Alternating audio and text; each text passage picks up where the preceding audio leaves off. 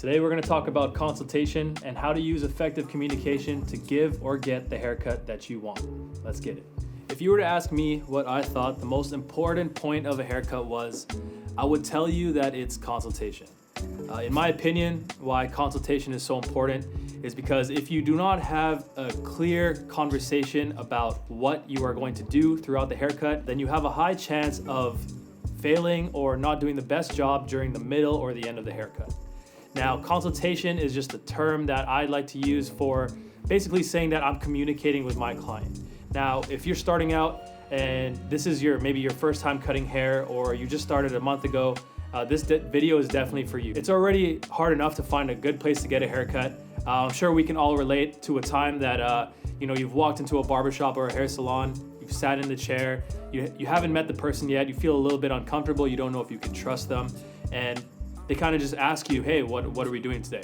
And you could say one word like comb over, and they'd say, okay, don't worry, I'll do it. And you might walk out with something totally different. This is the point where you're gonna communicate with your client, or as a client, you're gonna communicate with your barber and use common, simple terminology to make sure that you walk out of that shop as happy as possible. If you are the barber, to make sure, first of all, that you understand one thing about barbering. We are in the customer service industry, okay? And that means that everybody that sits in your chair, you are providing them with a service. And if you are hoping to succeed in this industry, I think it's very important to understand that you have to retain clients. And the fundamentals of this is building trust with people and also building relationships. So at our barbershop, we practice 5 easy steps to make sure that every client that walks in, especially if they're new, gets the haircut that they want. So here's number 1. The greeting. When someone first walks into the shop, this is literally like your first impression.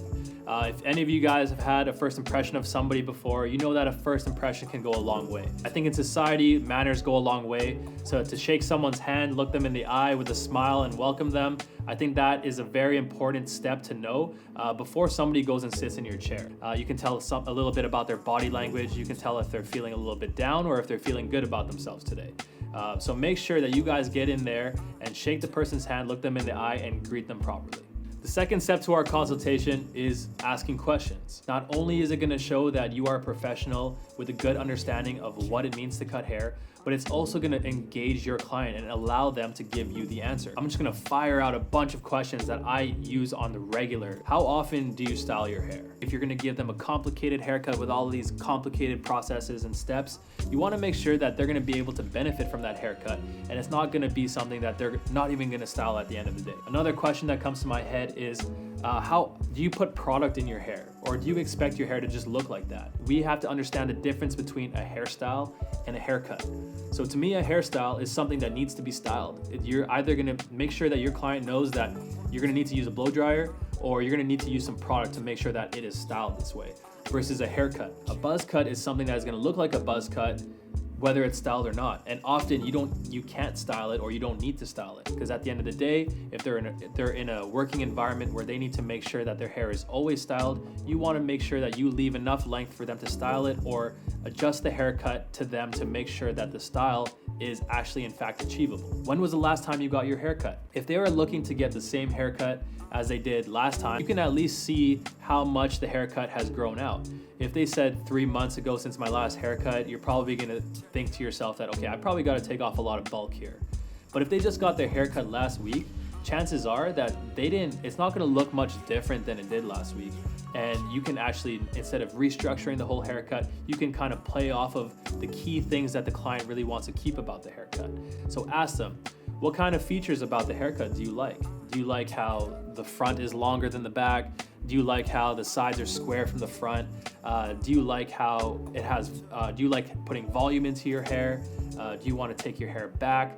Because that ultimately will help me decide what techniques I'm going to be using throughout this haircut process. After asking questions, this consultation step can go for any conversation. Whatever relationship you're trying to build, whether you're talking to your girlfriend, your boyfriend, your best friend, the number one thing I think is important for any relationship, it's listening. If you ask the client if they are expecting to style their hair up, or if they're planning to style their hair down, they will definitely answer you back and say, you know what, I want to style my hair up. Okay, so this is so important, because at the end of the day, these are 2 totally different ways to place your hair.